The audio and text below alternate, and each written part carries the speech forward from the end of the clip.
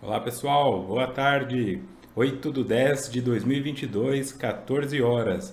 Mais um sábado e aqui estou para dar continuidade ao estudo da obra Psicologia da Gratidão, realizado pelo canal Mood e eu sou Vitor Antenori Rossi. Estamos no encontro de número 31, capítulo 8.1, A Neurose Coletiva. Mas já no nome do estudo tem uma nota do expositor? Tem sim senhor, tem sim senhora. Então, para nós começarmos a olhar para isso melhor, eu trouxe aqui informações relacionadas à neurose em si. Tá? O artigo chama-se Neurose, conheça as origens, tipos e tratamentos, escrito pela Tatiana Pimenta, lá no vitude.com. A neurose é um dos pontos principais da psicanálise freudiana. Freud acreditava que a angústia e sofrimento são causados pelo inconsciente. São as perturbações preservadas nele que alimentam este estado psíquico. Pessoas ansiosas, nervosas e depressivas eram vistas como um empecilho para a sociedade e para si mesmas. Assim, suas condutas incomuns eram interpretadas como desordens mentais incuráveis, definidas como neuroses. O termo neurose aparece muito na psicologia de forma geral e também nos estudos de Joana de Ângeli, nos livros dela e nas palestras que o Divaldo faz em nome dela. Tá? Então, essa ideia de comportamento neurótico, pessoa neurótica, ela acabou se popularizando. A definição que eu trouxe aqui é essa definição psicanalítica. Né? Apesar de eu acreditar que a linha freudiana desatualizou-se muito, assim, principalmente depois que Jung começou a dar um outro olhar na direção dela, nós não podemos ignorar que ela é a base da construção do que nós estudamos como psicologia moderna hoje. Né? A ideia de compreender sentimentos, de entender a morte, o luto e tudo aquilo sempre veio já desde a filosofia, mas um olhar focado na saúde mental, nesse corpo mental, neste campo mental, primeiramente foi codificado, vamos por assim dizer, por Freud, tá? Então, quando nós estamos falando aqui de neurose, muitas pessoas vão se identificar neste local de perceber eu sou neurótico porque eu não consigo dormir, eu sou neurótico por isso e por aquilo. Então, para ficar mais claro, eu continuo na temática aqui da Tatiana.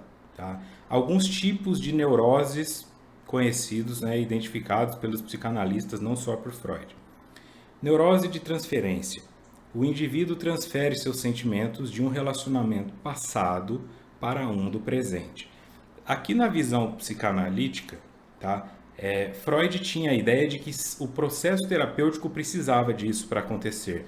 Então, quem já fez terapia com um psicanalista mais ortodoxo, com um psicanalista mais cru, eles normalmente pedem até 5 vezes por semana que a pessoa vá para a terapia. Tem alguns que não atendem por menos de 3. Tá? E aí algumas pessoas entendem que isso é um exagero e acabam não indo. Tem terapeutas que atendem uma vez por semana, quinzenalmente, mensalmente, mas a psicanálise freudiana ela preza por isso um contato muito próximo. Por quê? Porque o objetivo é utilizar essa neurose de transferência para a compreensão do indivíduo. Tá? Então, aquilo que você faz com as pessoas na tua casa, você começará a fazer com a terapeuta. E ela vai ter condições de mostrar para você que você faz isso. Porque no começo você marca uma sessão, aí você vai, chega certinho, mas as pessoas com quem você convive, elas dizem, você não chega na hora, você não liga para os outros, você atrasa seus compromissos, você não é um bom pagador, você é agressivo, você é vitimista, não sei. Isso vai aparecer no processo psicoterapêutico. Depois que passar a sensação de novidade, você vai começar a desmarcar em cima da hora, vai chegar atrasado, não vai pagar, não vai pagar e vai falar que pagou, vai começar a agredir a pessoa talvez verbalmente, e aí é onde o psicanalista vai poder olhar e dizer, olha, isso que você está fazendo comigo é o que você faz com os outros. Se o psicanalista for bem analisado, porque se ele não for, ele contra-transfere. Então ele leva aquilo para o pessoal. E ao levar para o pessoal, ele está atuando a sua neurose de transferência, mas como veio uma transferência do cliente primeiro, fica uma neurose de contra-transferência. Isso pode ser nesse sentido de agressivo, de comportamento, mas também pode ser no sentido passional. Por isso é muito comum o aluno se apaixonar por professor, cliente por médico e assim sucessivamente, né? Quando nós estamos nesses locais onde alguém nos guia em direção a algo, essa neurose de transferência pode aparecer. Então, se o que eu estou buscando é um relacionamento passado que eu não tive, o amor de um pai, então eu tendo a deslocar isso numa figura mais velha masculina, e assim sucessivamente. Então isso era muito comum quando as pessoas diziam o homem ele tende a procurar uma mulher igual à sua mãe para se casar. E isso é uma forma de neurose de transferência. Outro tipo de neurose, neurose narcísica, resultante do conflito entre o ego e o superego. A pessoa sofre com um sentimento de inadequação e exílio do mundo.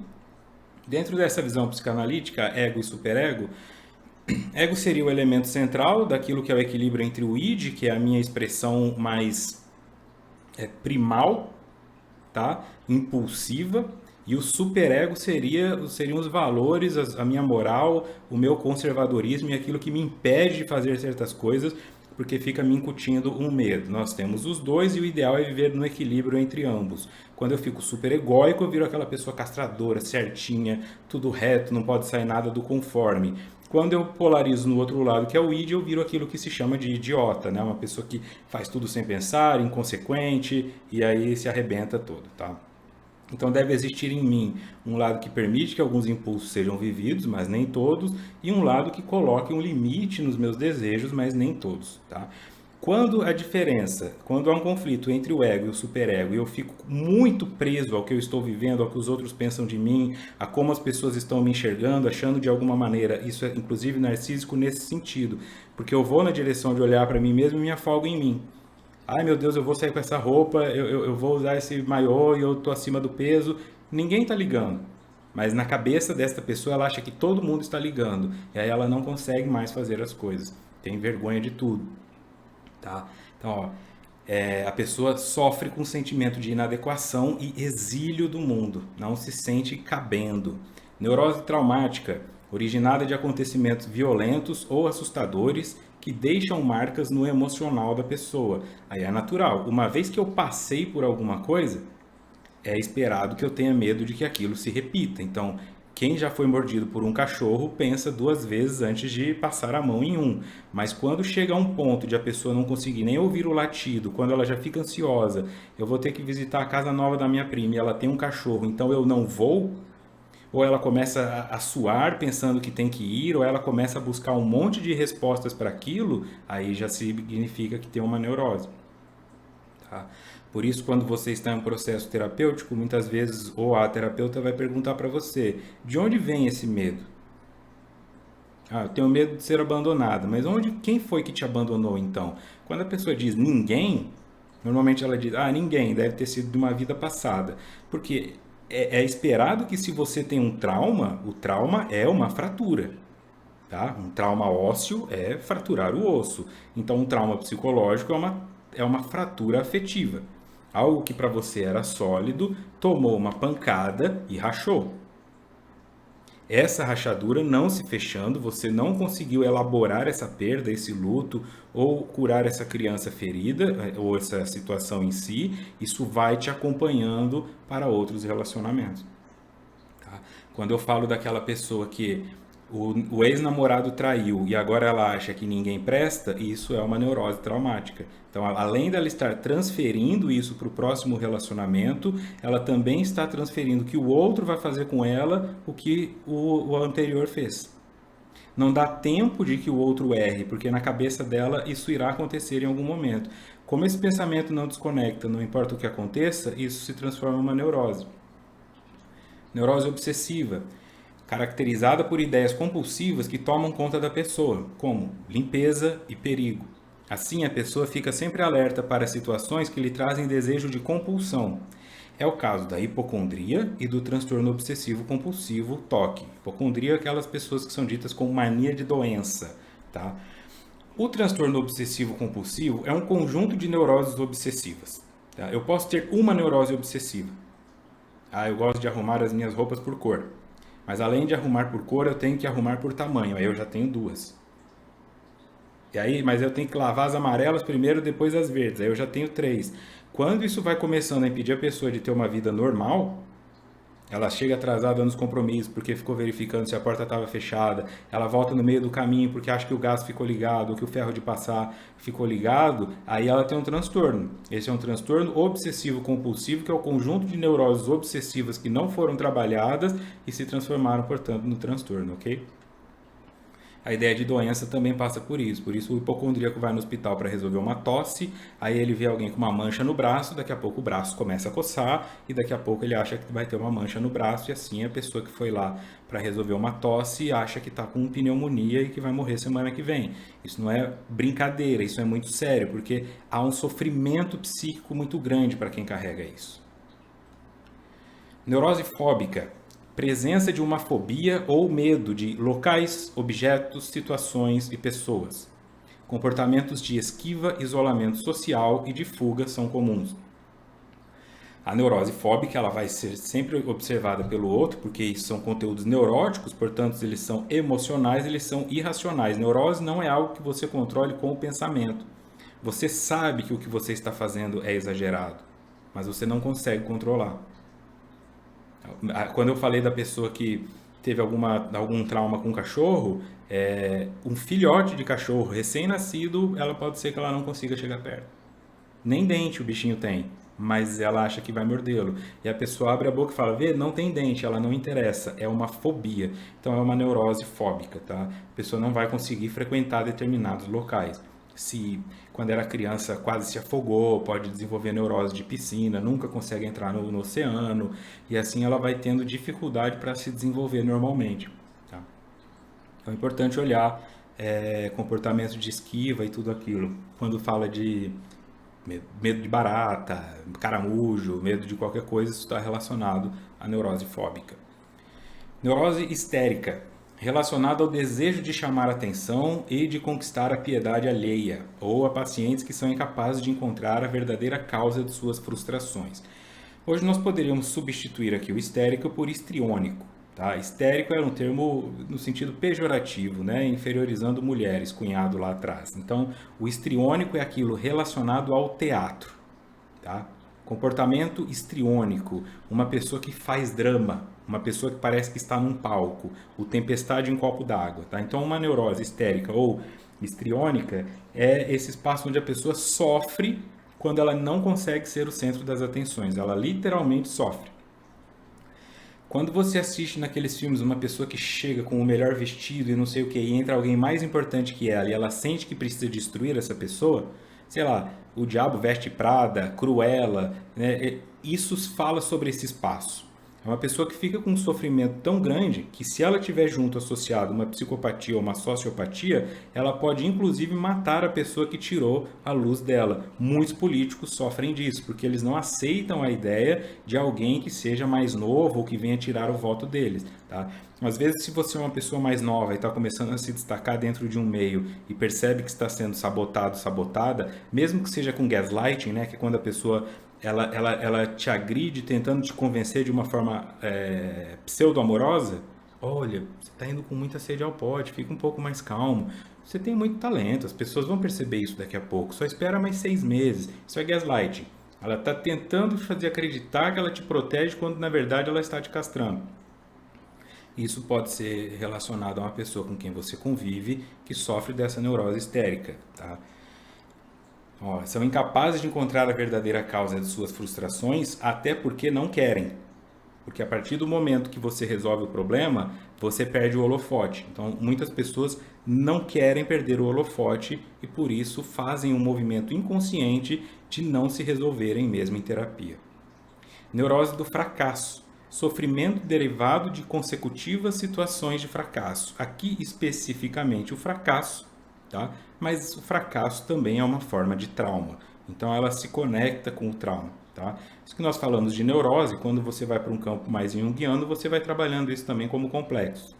Complexo de inferioridade, complexo de superioridade, sentimento de fracasso, essa ideia de que como alguma coisa aconteceu 1, 2, 3, 4 ou 10 vezes e você passou a transformar aquilo em um dogma, em uma crença, você não consegue mais se movimentar. Porque diante de toda a situação que você está, você primeiro imagina o fracasso, não acreditando que será possível a vitória. E neurose de destino. Repetição de situações infelizes, muitas vezes causada pelos próprios indivíduos. As pessoas não percebem que estão causando essa repetição por estarem alheias aos seus próprios comportamentos. Tá? Então eu acabo sempre no mesmo lugar. Eu tenho o dedo podre, eu não consigo arrumar um emprego bom, tudo que eu faço dá errado. Isso pode ser movimentado por uma questão inconsciente que está fazendo você ir parar sempre no mesmo lugar porque tem algum conteúdo seu que precisa ser trabalhado e você está ignorando. Então você fica repetindo. Foge do pai que é alcoolista e se casa com 18 anos para sair da casa do pai. Aí o marido é alcoolista também. Aí separa desse marido e começa a se regenerar, começa a se recuperar, envolve com o indivíduo, aí é usuário de cocaína. Então vai sempre atraindo ou sendo atraído inconscientemente para caminhos que levam ao mesmo fim. Porque não resolveram aquilo que precisava ser resolvido, não internalizaram, não ressignificaram os conteúdos internos. Tá bom? Então, o estudo de hoje é sobre neurose coletiva. Agora sim, Joana. Assevera-se com frequência que a nova geração está desequilibrada, como se os tormentos que a afligem fossem originados exclusivamente nela mesma. Não se dão conta, aqueles que assim raciocinam, que não existe efeito sem causa, que os transtornos que assomam na juventude odierna, de certo modo, caracterizaram as gerações passadas, que, a seu turno, implantaram novos ideais e comportamentos nos conceitos tradicionais do período em que viveram, causando choque na tradição vigente. Insistentemente, né? Estou aqui falando dessas pessoas que dizem, porque essa geração está perdida, e Joana vem e corrobora isso. Essa geração não está perdida, essa geração é uma consequência da sua, que é uma consequência da anterior, e assim sucessivamente. Se você tem um ambiente muito pesado, bélico, ambientes de guerra, você precisa desenvolver liderança, estratégia, inteligência, a arte como uma expressão da sublimação desse sufocamento. Então você vai ter escritores, pintores, você vai ter pessoas fugindo e heróis. Se você vive numa situação de muita calmaria, muita tranquilidade, você tem mais chance com pessoas que desenvolvam tecnologias para lazer, tecnologias para turismo, porque é isso que as pessoas estão buscando. Então, se a geração dos anos que nasceu nos anos 60, o pai só de olhar para ele já abriu uma ferida na perna, a geração dos anos 80 apanhava de cinto e chinelo. Aí, os anos 2000, não podia mais gritar, mas só podia gritar, porque começa a se desenvolver pedagogia, começa a envolver vara da infância, começa a desenvolver psicopedagogia, né, envolvimento no conselho tutelar, as pessoas que começam a fazer parte disso vão se estudando, você vai tendo material e conteúdo para entender porque que essa criança, na verdade, ela não é isso, ela é autista, essa não é aquilo, ela tem uma síndrome, um transtorno, e aí nós começamos a perceber que não dava para bater assim, né? O pau que bate em Chico, bate em Francisco. Dentro da escola, isso começou a ficar evidente. O aluno é burro, ele não aprende nada. Não, ele tem déficit de atenção. Esse modelo de aprendizado para ele não funciona. Tem aluno que aprende melhor falando, tem outros que aprendem melhor ouvindo, tem alguns que aprendem melhor ouvindo música, outros precisam de silêncio total. Isso ficando compreendido, essa geração ficou um pouco blindada, porque a anterior que apanhou muito se sentiu impotente. Eu apanhei, agora eu não posso bater, o que eu faço então? Ninguém tinha essa informação, pouquíssimos tinham. Então a reflexão hoje é: qual é a paternidade que você tem? Qual é a maternidade que você tem? Que mãe você consegue ser? Que pai você consegue ser? Isso é o que você vai dar. E você vai conseguir ser aquilo que você recebeu, mais aquilo que você estudou dos outros. O que você recebeu do teu pai e da tua mãe, mas eu nem conheci meu pai, então você recebeu a ausência. A ausência existe em você. Em algum momento, se você não tomar cuidado, você vai se distanciar do seu filho sem perceber. Fica claro? É onde você se estuda. Aí você viu, mas eu tive um avô que foi legal, absorveu um pouco dele. Tinha um personagem da TV, o Linneu da Grande Família, absorve do Linneu. Aí você vai se construindo numa paternidade um pouco melhor, um pouco mais saudável, ou mais progressista, sei lá, da que você teve, ou tão ou mais conservadora que aquela. Violenta, porque tem alguns que ficam piores. Tem gente que nunca apanhou quando era criança, mas quando vira pai bate. Esse cenário vai formar uma geração, porque essa geração começa a se comparar. Então, se você continua sendo o único que bate e ele vai para uma escola onde ninguém mais apanha, ele começa a perceber que tem algo errado. A geração anos 80 que apanhava, chegava, apanhei da minha mãe ontem. Normal, ninguém falava nada, porque todo mundo apanhava, um ou outro que não. Isso foi mudando. E aí essa geração que não foi disciplinada pela violência, mas também ainda não existia recurso para disciplina pelo amor ou pelo convencimento, ficou uma geração dita mimada, frágil demais na visão dessas pessoas. Se você levanta a voz com ela, ela já chora. Mas por quê? Porque ela não tem esse respaldo. Ela tem essa bagagem. Ela nunca tomou uma chinelada na vida, o grito já é a violência. Fica consciente isso para você? Quando você tem o outro lado, que é essas pessoas que apanhavam, né? Ah, minha mãe batia com chinelo, mas doía menos do que o pai que batia com a cinta de couro. Então o cara apanhava com o chinelo da mãe dando risada, porque ele pensava, o chinelo da minha mãe não dói tanto quanto a cinta do meu pai. Agora o grito dói, a mãe grita, o pai não grita. Aí ó, o pai é frouxo, a mãe é violenta. Essas ressignificações. Tá? Então, o convite de Joana é para pensar qual é a tua responsabilidade nessa geração que aí está, o que você está fazendo para preparar o caminho para a próxima. Então, que tipo de filho é o seu filho e que tipo de pai ele recebe de você para que ele possa ser depois. Então, você como pai também pode melhorar o que o teu possível neto vai ter como pai. Você estimula. Reconecta-se com o seu primeiro. Se você é magoado com o seu pai, não desconta batendo no seu filho para que ele se magoe com você, para que depois o teu neto seja magoado com ele. Tenta encontrar um meio de ir curando, que a gente fala aqui de criança ferida, para ir nesse sentido curando a sociedade e tornando as gerações um pouco mais fortes, como você talvez gostaria que elas fossem, ou ainda assim dentro dessa fragilidade de lidar com a violência, porque nem deveria existir violência, mas com uma força de lidar com questões emocionais. Os esportes, que deveriam representar conquistas psicológicas para catarses emocionais, parecimentos, renovação de energias, afirmação de valores em relação aos melhores, transformaram-se em campo de batalha, quando as torcidas fanáticas e radicais agridem-se mutuamente, depredam, matam e se matam. E a Joana fala no livro sobre essas brigas de torcida organizada e tudo. E eu já trouxe aqui a questão do esporte também como uma neurose que pode levar a um toque, né? Obsessão compulsiva por milésimos de segundos, por centímetros e tudo mais. A pessoa não consegue fazer mais nada a não ser se concentrar naquela performance. Então, segundo ela, isso poderia ser um local positivo, né? Aquele assim, o acerto de conta emocional, onde você vai extravasar.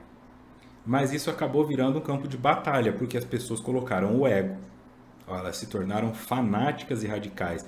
Pode acrescentar aqui política também. As pessoas se tornaram fanáticas, radicais, aquilo que vem da raiz, né? Aquilo que não tem espaço para o novo. São conservadoras no limite, agridem-se mutuamente e depredam. Então, antigamente, no medieval, as pessoas tinham o brasão da família, o brasão do rei, do reino, e elas defendiam aquilo. Hoje as pessoas tatuam um clube de futebol no peito e aquilo assim, e batem, e vou morrer, e está no meu coração, e está no meu sangue, como se isso significasse alguma coisa. Como se isso diferenciasse ela dentro de uma elite. Ninguém presta, o resto é tudo burro, o resto é tudo inimigo, o resto é tudo isso. É o urubu, é o porco, é o Bambi, é o não sei o que no futebol. É um objeto de ódio, é tudo generalizado. Você está com essa camisa, você é isso. Não é mais um espaço assim de... eu cresci no lar com um avô santista e aí eu gosto do Santos porque meu avô era santista. Não, você é santista, então eu tenho que dar uma paulada na tua cabeça. Você pertence a uma casta que eu odeio. E aí para onde a pessoa vai então? Ficou no sofrimento. Tem alguns que já saem de casa armados. Uma coisa é você falar, a temperatura subiu, o pessoal saiu, acabou brigando. Não, o pessoal já vai com pedaço de pau, pedaço de cano, já vai com morteiro, já planeja estratégia de onde pegar os indivíduos. Por quê? E aí é onde você vai colocando a construção disso. né? De passar às vezes ao lado de escolinhas de futebol, escolinha de time aí, 7, 8, 10 anos de idade as crianças, e perceber na grade uns pais assim, ó, vai filho, pega a bola filho, pega ele filho, porque o cara quer que o filho vire um atleta para ficar milionário, o cara não quer que o filho se divirta ou aprenda um esporte e desenvolva um senso coletivo, quer que o filho dele seja um predador. O pai quer aquilo. E se o filho não consegue, ele ainda chega em casa, você foi frouxo hoje, assim os olheiros não vão te ver, você precisa. E às vezes nem é isso que o filho quer, porque dificilmente uma criança de 7, 8 anos quer ser milionária porque ela nem entende o que isso significa. Quando ela fala, eu quero ser igual ao Neymar, eu quero ser igual ao Messi, eu quero ser igual ao LeBron James, eu quero ser igual ao Amir Klink. Ela está conectando o estilo de vida, a beleza da jogada, ela está conectando a plasticidade do movimento, ela não está pensando no dinheiro que ganha, nos contratos que assina. Isso somos nós, né? Fomentando. Tá, então o que eu levo isso para o campo pessoal? Se você faz corrida de rua para a tua saúde, para o teu coração ficar melhor, não fica tão preocupado com pace. Correu 5. Se você não está correndo para ganhar, não é a tua profissão, então curte o passeio. Fazer uma maratona de 42 quilômetros, não fica pensando no quilômetro 42. Anda, tira uma foto, tira uma selfie, olha para o lado, percebe a pessoa correndo ali, ó, ela infartou e 2 anos depois agora ela está finalmente correndo, percebe a outra empurrando o carrinho de bebê, percebe a outra empurrando o filho com deficiência intelectual. Percebe o mundo ao teu redor, entende? Não faz do esporte um local para ser mais uma neurose para você. Eu tenho que ir com o melhor tênis, com a melhor roupa. E aí você vê aquelas pessoas uniformizadas, mas elas não estão mais curtindo, algumas delas. Então, seja você a pessoa que consegue levar a si mesmo para fazer o esporte como um local para isso, ó. Catarse emocional. Coloca uma playlist que te faz pensar em coisas, não só playlist para aumentar o teu tônus muscular e potência. Vai espairecer. Percebe a paisagem, aquela árvore agora, aquele pé, agora as folhas estão no chão. Renova energia. Terminou, se possível, fica descalço 15 minutos na grama, na areia ou na água corrente. Entra até a canela no oceano se você mora perto da praia. Isso é grounding, isso é trocar energia com a natureza. Isso não sou eu falando ripongo, não. Você pode pesquisar isso aí no Google. É provado cientificamente que as pessoas que têm, por exemplo, inflamações na pele e elas fazem um grounding, que é pisar descalço em um local de natureza, não adianta pisar na caixa de areia do gato nem na grama sintética, tá? É um local que tem a conexão, seja abraçar uma árvore. Mas onde a tua extremidade entra em contato com uma natureza que está aterrada, as inflamações diminuem. O sono da pessoa melhora, isso é troca de energia. Tá? Então começa a olhar por este lado. Corre 1 hora, eu só tenho 1 hora para correr. Então diminui para 50 minutos e faz 10 de grounding. Começa a criar um hábito saudável com as coisas que você faz. Senão, ó, isso transforma em um campo de batalha para você mesmo. Quando torcidas fanáticas e radicais agridem-se mutuamente. É comum os jovens matarem pelo prazer de fazer algo diferente, para experimentarem emoções fortes, e mais tarde procuram anestesiar a culpa nas drogas, entrando em profunda depressão, mais matando para adquirir novas cotas para a manutenção do vício e matando-se lentamente ou de uma vez em desespero suicida. Então o jovem mata pelo prazer de fazer algo diferente, porque não tem instrução, porque viu isso acontecer, como eu já disse aqui no encontro anterior sobre os principais filmes assistidos hoje em dia. E mais tarde, não importa de onde ele veio, se é de um meio criminoso ou não, a nossa consciência é espiritual. Nós temos momentos, nós temos lapsos onde nós percebemos algo. Esse cara pode ser um indivíduo que põe a arma na cabeça do outro e mata por um celular, mas de repente ele se comove quando ele vê um cachorro mancando porque foi atropelado. Então quer dizer, tem algo ali dentro, ainda como uma semente, que não se conecta ao ser humano, porque ele cresceu com raiva do ser humano. Ou com raiva de rico, ou com raiva de branco, ou com raiva de negro, ou com raiva de asiático, mas ele tem uma raiva dentro dele que foi ensinada por alguém. E ele replica aquilo. Então, se você ensinar raiva aos animais, olha filho, vamos pôr bombinha no rabo do gato, teu filho vai fazer isso. Mas se você ensiná-lo amor aos animais, ele vai ficar chateado quando o animal estiver em sofrimento, porque nós trazemos a semente. A centelha divina é o amor próprio e depois pelo outro. Ele não tendo isso desenvolvido, ele mata, mas inconscientemente, quando ele dorme, quando ele entra em desdobramento, isso vai começando a pesar, porque os fantasmas aparecem. Se existe a reencarnação, quem você mata, você não mata. E aí como é que esse cara fica? Poxa, eu tava vindo pra minha casa, eu tenho uma filha de 3 anos, ou eu não tenho filho nenhum, mas eu moro sozinho. Quando a minha vida tá se reerguendo, você vem dar um tiro na minha cabeça, eu vou te deixar em paz?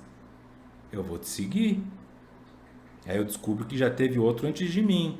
Ele matou você também, matou eu também. Daqui a pouco o cara tá lá, ó, 37 almas na rede, como diz a música do Raimundo. É claro que morrer de tiro ninguém gosta, então eles grudam nas minhas costas e ficam só me dando azar. É o que fala a letra. E aí é natural, isso começa a levar o indivíduo para um sofrimento. Essa paz e essa tranquilidade, né? essa segurança na ideia da justiça que me tranquiliza quando eu falo dessa classe política, que sei que está roubando, mentindo, psicopatas, olhando no olho. Abraço, porque o que esses caras ainda vão ter que passar, eu fico assim, olha, tranquilo, tranquilo.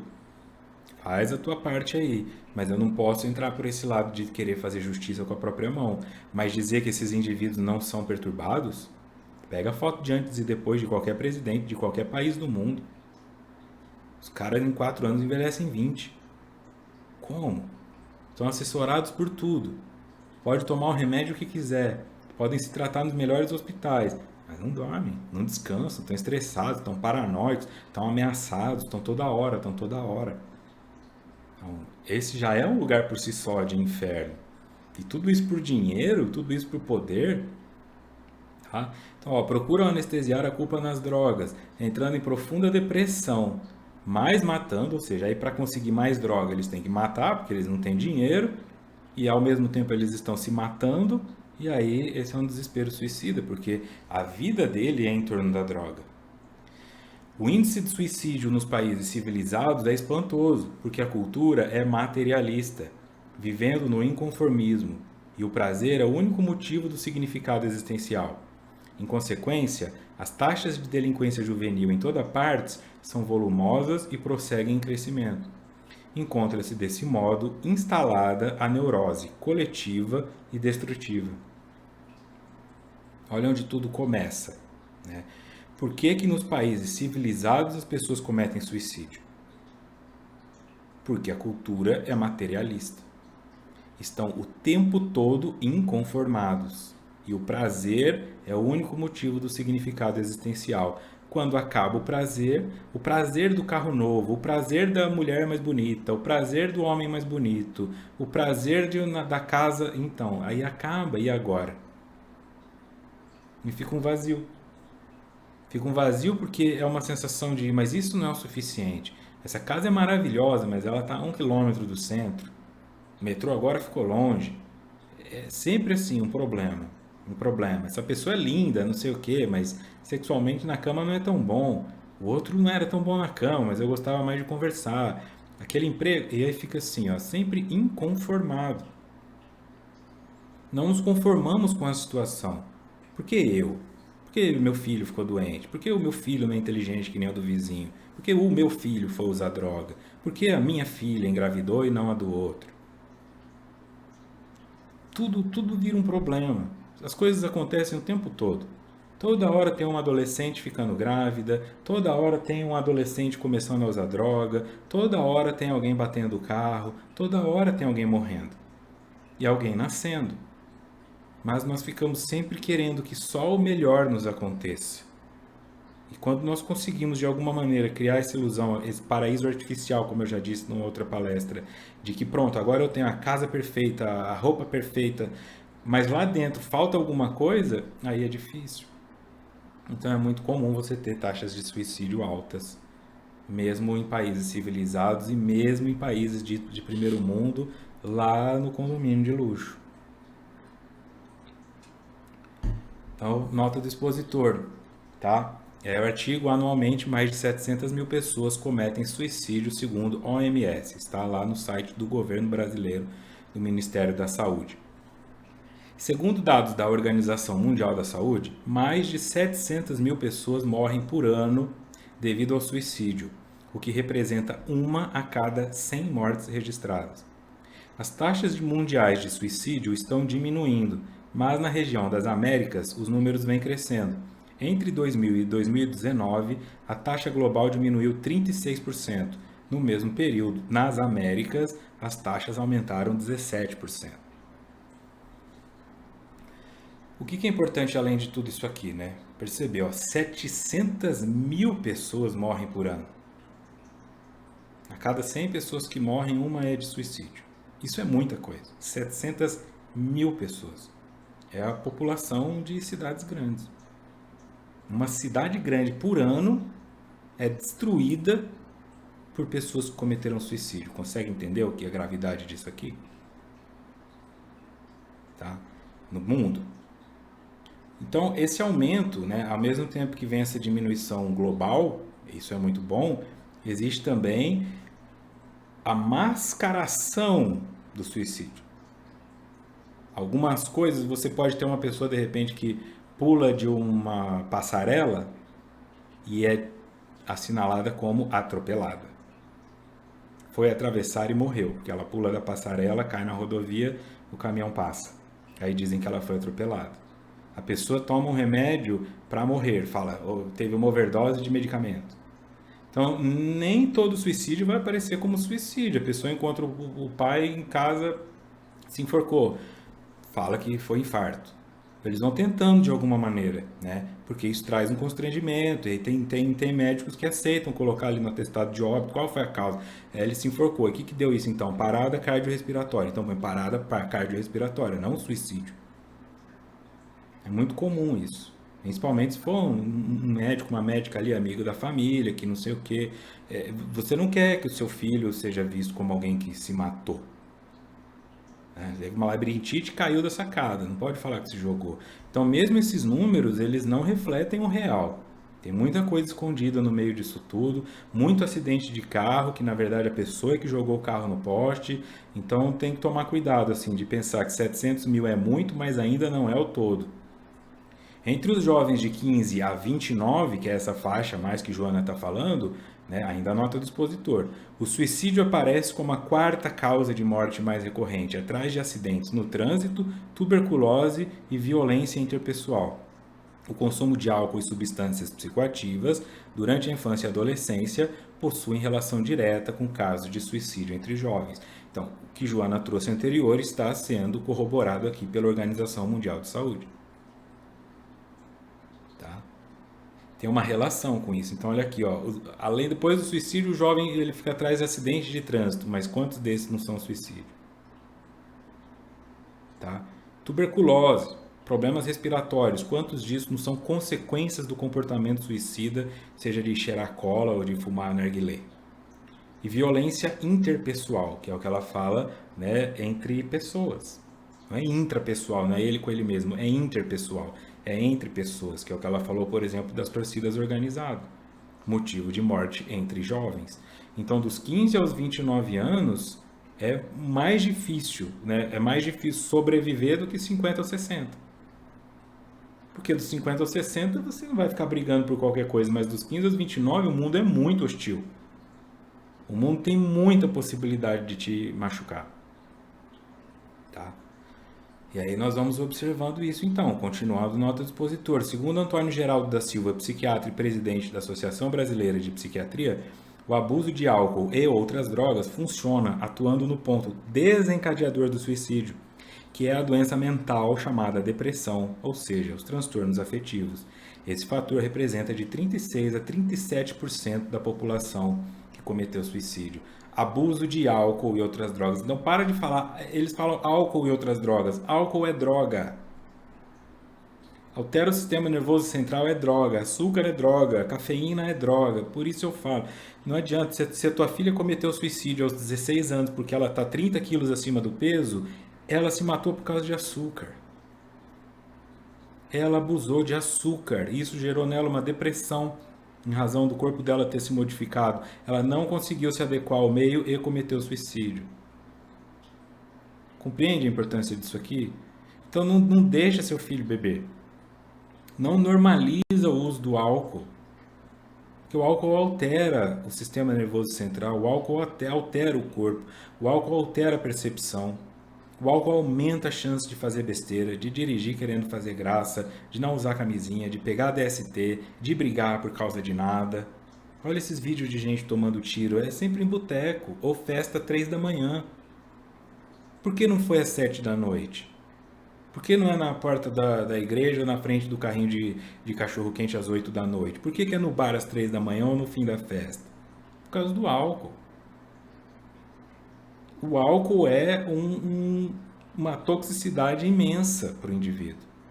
E leva 10 anos para estabelecer dependência. Meu filho só bebe socialmente com os amigos e não sei o que. Entrou no corpo 10 anos depois. Se ele não para o comportamento, isso vai aumentando. Se ele constrói isso, tem gente que pega assim: eu vou pegar um fardo de latinha aqui, toma 15 garrafinhas de cerveja e acha que 6 litrões e acha que é pouco. 6 litros. É muita coisa. 6 litros. 6 litrões. Sabe? É muito álcool. Está alterando tudo dentro do corpo. Então a importância desse estudo de hoje aqui é para trazer assim, de você consigo mesmo, consigo mesma, na relação com seu filho. Meu filho não usa drogas. Se seu filho bebe álcool, ele usa drogas. Se seu filho está muito acima do peso porque come muito açúcar, McDonald's, pão, ele usa droga. E se teu filho toma 1 litro de café por dia, ele usa droga. Em algum momento isso vai trazer uma consequência. Voltando em Joana. As almas dos jovens encontram-se ansiosas e desorientadas, seguindo estranhos caminhos por falta de equilibrado roteiro para o encontro com a segurança interior. A educação no lar e a formal, nos institutos que se lhe dedicam, encontram-se também sem estrutura, em razão de serem aqueles que a propõem estúrdios e desestruturados, ensinando teoria e vivenciando os desequilíbrios em que se tornam exemplos vivos que logo se fazem copiados. Estúrdio, estranho, ultrapassado. Quer dizer, é o povo hipócrita, é o falso profeta, é o cego conduzindo o cego, é gente falando uma coisa e fazendo outra. Né? Seja aqueles que falam, fique milionário, mas mora com a mãe. Tem 1 milhão de seguidores, mas tem 10 mil. O jovem não fica analisando essas coisas, ele vai num caminho. Quantos não foram no caminho do sexo, drogas e rock and roll porque os artistas falaram que era bom? Agora você vê no Rock in Rio, essas bandas dos anos 70, 80, dá dó do vocalista. Dá dó. É deplorável o nível que esses indivíduos chegaram. Aqueles que fizeram o caminho de não usar droga, de ter um comportamento mais centrado, de construir alguma coisa mais no sentido social ou mesmo familiar, eles tocam até hoje. Estão lá, firmes. Os outros parece que só falta vir com um soro aqui do lado. Fala, nossa, esse cara tá acabado, né? Deve estar com uns 85, 59. Então, e a galera que seguiu esse pessoal? Tá onde hoje? Porque eles têm dinheiro para fazer tratamento e o que não tinha. Então, eram os jovens. O jovem que queria ser igual aquele vocalista da banda. O jovem que queria ser igual aquele ator famoso. Aquele que tomou bomba e era gigantesco. Agora tá lá, murcho, cheio de problema. Neste momento tem coisas acontecendo no universo dos jovens do qual você não faz parte, talvez porque você acha que é babaquice. Esses negócios de K-pop, esses vídeos de humor no YouTube, meu filho só gosta de coisa chata. É coisa chata, mas dentro dessas coisas chatas tem muitas mensagens sendo passadas por indivíduos mentirosos que só querem seguidores, que podem levar seu filho ou sua filha para um caminho assim, de confronto com valores que poderiam ser positivos para ele, em direção a uma coisa que daqui a pouco vai se mostrar vazia. Isso em todas as gerações aconteceu, não é na deles. Por isso eu estou dando exemplo desses artistas. E antes eram os escritores. Quando se escrevia com a pena e o lampião. Quantos não levaram indivíduos ao suicídio com seu pessimismo? Com suas ideias românticas, mas não conseguia se declarar nem para a vizinha. E ficavam tidos como referências em algo que eles na verdade não faziam. As almas encontram-se ansiosas e desorientadas. Quem aparecer com um sinalizador, eles vão seguir, seguindo estranhos caminhos por falta de equilibrado roteiro para o encontro com a segurança interior. A educação em casa e a formal, aquela dada fora pela escola, pela sociedade, nesses institutos, também já não são a mesma coisa. Tem muita coisa ultrapassada ali no meio, tem muita coisa que não funciona mais. Tá? E aí esses indivíduos percebem a hipocrisia, eles vão por esse caminho de hipocrisia. Porque o jovem, ele observa o comportamento muito mais do que o que você está dizendo. É indispensável, isto sim, despertar em todos a necessidade da autotranscendência, da superação das exigências do ego em sombra para o significado do self imperecível. Em autotranscendências deverá ser sugerida habitualmente. Essa autotranscendência deverá ser sugerida habilmente, não imposta. Despertada em todas as mentes como caminho seguro para a harmonia interior, para a existência adquirir sentido de gratidão, de correspondência com os demais, de significados libertadores. Aquela frase que eu disse, proibir não coíbe, ensina a transgredir. Lá no meu Instagram eu coloquei uma criança que faz uma Teresa, né, uma corda para fugir do berço. Proibir não coíbe, ou seja, você não vai evitar o comportamento, você ensina a transgredir. Porque é isso, o cara coloca um sistema, o cracker vai lá e quebra o sistema. A empresa faz um videogame impossível de ser desbloqueado, aí os caras desenvolvem uma técnica para desbloquear. Não adianta, nunca adiantou. O Pentágono já foi invadido. Não existe essa ideia de segurança plena. O que existe é a ideia de que quando o corpo vira uma prisão, o suicídio é a fuga. Se você tem um jovem dentro de casa, onde a casa dele é uma prisão, onde ele não quer ir, onde o pai é um carrasco, a mãe é uma carrasca, e ele não consegue encontrar meios de se desvincular daquilo, ele tenta fazer um negócio, toma pancada, tenta outro, é ridicularizado. Nada que ele quer, ele pode. Ele se apaixona, essa menina não é boa para você. Quero fazer isso? Não, você vai fazer outra coisa. Proibir não coíbe, ensina a transgredir.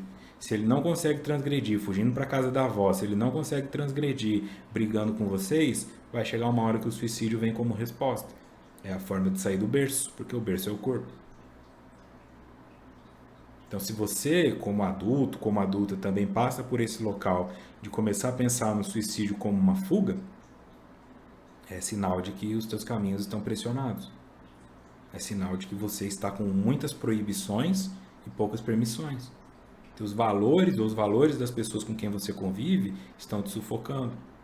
E você pode ter 40 anos de idade, mas ainda não conseguir confrontar teu pai. Isso te sufoca, você se sente impotente. Aí quando acontece algo errado na sua vida e você fica com vergonha, meu pai falou para eu não investir tudo nessa franquia, eu investi, deu errado, aí você se mata. Porque tem vergonha da humilhação que vai sofrer. Um homem de 40 anos que não consegue lidar com a ideia de frustrar o próprio pai. Porque isso vai causar uma exclusão. Então, para fugir daquela proibição, daquela punição, comete suicídio. Qualquer idade. Tá? Então, segundo Joana, nós devemos despertar a necessidade de autotranscender, ou seja, ir além daquilo que eu sou.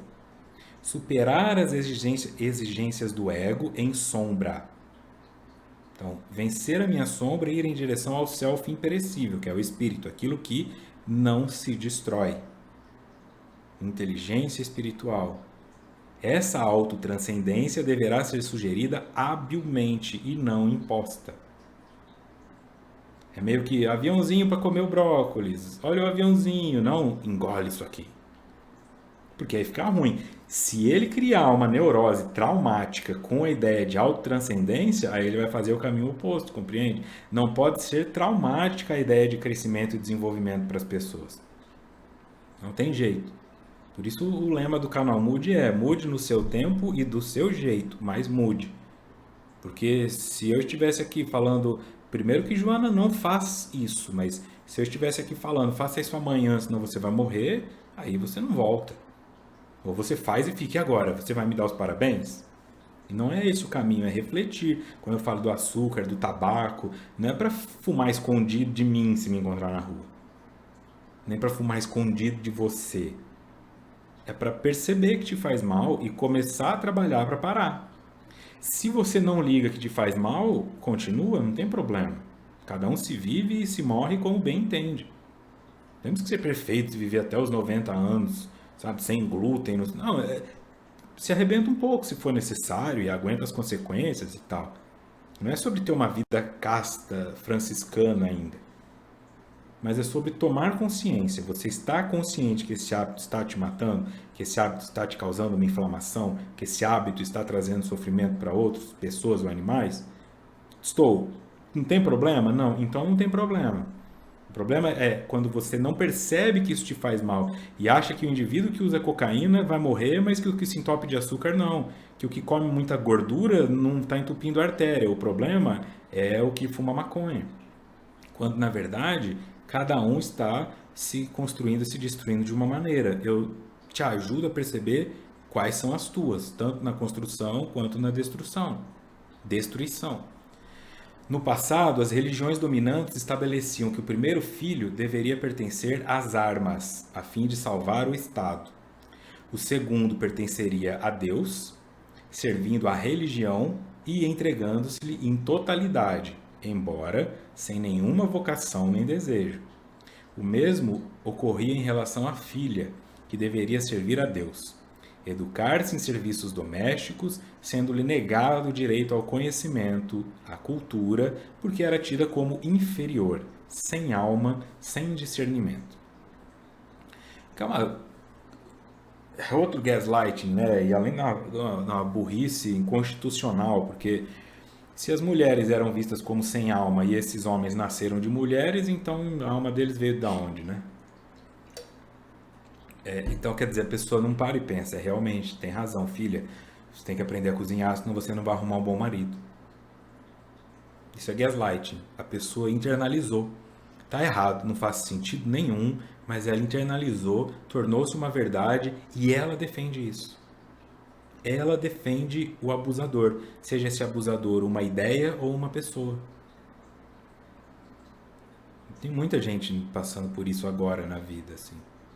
O marido, esposa, que te convenceu que mudar aquilo que agrada a ele ou ela é melhor para você, por amor a você, tua mãe, teu pai. E isso vai destruindo a tua vida e você não percebe, né? Você transformou em dogma o que era uma mentira. Então, segundo Joana, o primeiro filho tinha que ir para o exército, né, para defender o Estado. O segundo tinha que ir para Deus e a filha vai com Deus, né? Porque era isso. O cara que voltava da guerra ou o que não conseguiu servir a Deus. Então, só ficava com os caras traumatizados ou com os que não funcionaram. E aí tinha que ficar lidando com esses caras frustrados, batendo nela, sendo violentos e tudo mais, além de tudo, né? Estupro e tal. Então, mesmo sem vocação nem desejo, o cara tinha que ir. E hoje você pensa, isso é um absurdo, mas hoje ainda tem gente obrigando o filho a fazer engenharia, tecnologia da informação, obrigando a filha a fazer balé, a filha quer fazer futebol, quer jogar balé, a filha gosta da Marta, que aqui eu escuto Tchaikovsky. É o mesmo caminho. Não tem vocação, não tem desejo, às vezes não tem talento, mas você está obrigando, porque você entende que é o melhor. E não percebe que faz isso por conta desse gaslight, ou seja, ficou tanto tempo convencido, virou um atavismo, virou um valor moral tão profundo que você realmente acredita que isso é o melhor. Sendo que as próprias coisas mudaram. Hoje tem streamer que ganha mais do que um engenheiro civil. Mas a pessoa ainda pensa, não, tem que ser engenheiro, médico, não sei o que. Tem médico aí desempregado, passando dificuldade, tendo que morar com outros porque não consegue mais pagar aluguel. Tudo saturou as ideias que se tinha anteriormente. Antes era, se você fizer direito, engenharia ou medicina, você ficará rico. Acabou. Hoje o cara fica rico fazendo vídeo de cachorro no YouTube. E tem médico aí que não consegue, não. Então, assim, calma lá, tá? Calma lá. É natural que esse perverso atavismo ressurja do inconsciente coletivo e pessoal e imponha ao indivíduo a necessidade de que alguém lhe diga qual é o sentido da sua existência.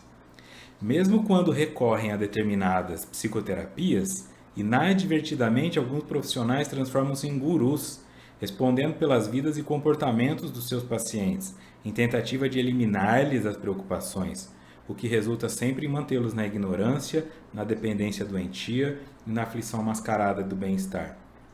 Isso é comum. Terapeutas, guru, terapeuta psicoterapeuta, terapeuta que se diz holístico, alternativo, médicos, e a pessoa cria uma dependência, e isso eu acho abominável. Tá? Isso é algo que para mim é um valor assim, Não tem mais o que fazer com a pessoa, dê alta para ela. Desenvolva a autonomia, não é assim. Precisando de qualquer coisa, liga para mim, tá? 1 hora da manhã. Eu, psicólogo, atende 1 hora da manhã. E a pessoa não consegue mais fazer nada sozinha, mas não cria um desligamento com relação àquilo. É o desenvolvimento da autonomia. Qualquer terapia que você faça é em desenvolvimento da autonomia. Você vai ao fisioterapeuta mancando para não precisar mais do fisioterapeuta. Agora, se o fisioterapeuta fica ali pinçando teu nervo sem que você veja para você nunca mais andar e estar sempre ali, então é disso que Joana está falando. De pessoas que te convencem que você precisa delas, que elas precisam de você. Então, uma das clínicas de tratamento de dependente químico e transtorno mental em que eu trabalhei, um dos motivos de eu sair dela foi porque o rapaz tinha 18 anos, estava cheio de questões difíceis, trabalhei no individual com ele, pronto, recebeu alta, estava pronto para reintegrar a sociedade. É só um garoto que usou maconha. E a mãe exagerou em cima daquilo tudo porque tinha histórico. E aí nós fizemos trabalho de reconstruir, devolver o garoto para a sociedade. Cheguei na diretora da clínica e falei, o garoto está pronto para receber alta. Ela falou, mas nós estamos com poucos pacientes no momento, então segura ele mais um mês. Como é que eu posso segurar um mês involuntariamente um garoto que está bem para sair, mas nós estamos com poucos pacientes? Se você não segurar ele, você tem seu salário. Aí eu fiquei sem salário, porque eu fui embora. Depois eu fui descobrir que esse garoto teve recaída lá dentro e não sei o que, não sei o que, e acabou ficando mais 6 meses. Ele ficou mais 6 meses, porque ele ficou sem compreender. Eu ia ter alta, não tenho mais, o que aconteceu? Isso funcionou. Foi confrontar. E isso acontece dentro de uma clínica. Paga. É 12 mil reais por mês para ficar. Calcula num lugar menor que esse. Calcula onde a pessoa tem 2, 3 pacientes. Então essa ideia de Joana é muito importante. Se você sente que o teu processo terapêutico virou um oráculo, você já nem sabe mais por que está indo, vocês só conversam sobre o dia, afaste-se. Procure um respiro e depois volte. A boa terapeuta é aquela que mostra onde você está de alguma maneira e pontua a hora de encerrar, a hora de você seguir sozinho, sozinha, ou pelo menos te dá o feedback de que alguma coisa foi resolvida. Mas muitos estão fazendo este caminho de aprisionarem as pessoas, inclusive jovens. É muito triste, ó. Então esse atavismo ressurge. Então isso que foi dito lá da Idade Média, ou isso que foi dito dos anos 20, está acontecendo de novo. Por esse foi o exemplo que eu dei. Não obrigue teu filho a fazer coisas que ele não quer, porque isso não é diferente de mandar o filho para a guerra. E para fechar, desse modo tem faltado honestidade e sinceridade intelectual nos formadores de opinião, nos educadores, nos psicoterapeutas igualmente problematizados, reservando-se as exceções normais à conduta saudável. Uma visão nova da vida deve ser instituída por meio de processos psicoterapêuticos sadios, libertadores da neurose coletiva, trabalhando o indivíduo e depois o grupo social, a fim de que seja possível a conquista do significado existencial. Neurose coletiva, portanto, além dessas individuais que foram citadas, é esse espaço onde, por estar dentro de um coletivo, eu fico o tempo todo buscando aprovações, eu fico o tempo todo me diminuindo ou me aumentando, competindo ou comparando, ao invés de me integrar. Eu não fico em paz estando no coletivo. Será que estão olhando para mim? Será que eu estou bonito? Será que está bom esse cabelo? Será que a minha sobrancelha ficou boa? Será que viram com que carro eu cheguei? Será que viram que eu cheguei sem carro? E meu dente? Será que eu tenho que pôr uma lente? Eu tinha que ter posto botox? Isso tudo não é neurose coletiva. Você não consegue mais estar ali. E nós estamos afetados por isso em algum nível. Uns mais do que os outros. Alguns já estão adoecidos. É sobre refletir o quanto você está. Se está. Provavelmente está. Mas identifique o quanto. E ter um olhar na direção do seu filho, da sua filha, ter um olhar amoroso, não importa quanto ele possa aprender com o celular na mão, pai e mãe, ele só tem vocês. Nenhuma outra figura vai fazer esse papel. Então, faça o melhor que você pode nesse sentido, para a tua criança interior e para o teu filho, tua filha, se você tem. Se não tem filho, filha, gato, cachorro, não importa. Livro que você escreve, bolo que você faz. É colocar o amor e o aqui e agora nos locais em que você está visitando. Sem ficar pensando no tudo que envolve o entorno. Se o enquadramento tá bom, se não tá bom, tá lá no Louvre tirando foto da Mona Lisa, preocupado se o enquadramento ficou bom no stories do Instagram. Olha a Mona Lisa. Depois tira uma foto, mas primeiro olha, primeiro esteja nas coisas. E se não for a Mona Lisa, for assistindo o Faustão no sofá rasgado da tua casa, assista. Mas crie uma conexão de estar presente nas situações, porque isso diminui a chance de você se deixar levar por neuroses. E se existem neuroses que foram identificadas, encontre meio de tratá-las se e quando possível, tá? Buscando com isso a conquista do motivo pelo qual você existe, o significado existencial, fugindo destas pessoas que se dizem terapeutas, mas estão desequilibradas. Próximo encontro, então, no dia 15, capítulo 8.2, a tradição e a perda do sentido existencial. Aí nós vamos entrar nessa ideia mais do conservadorismo, tá bom? E como isso nos afeta também socialmente. Então, um ótimo feriado a todos e todas vocês aí no dia 12, né, de Nossa Senhora Aparecida e de Dia das Crianças. Nos encontramos no próximo sábado. Um grande abraço e muita paz.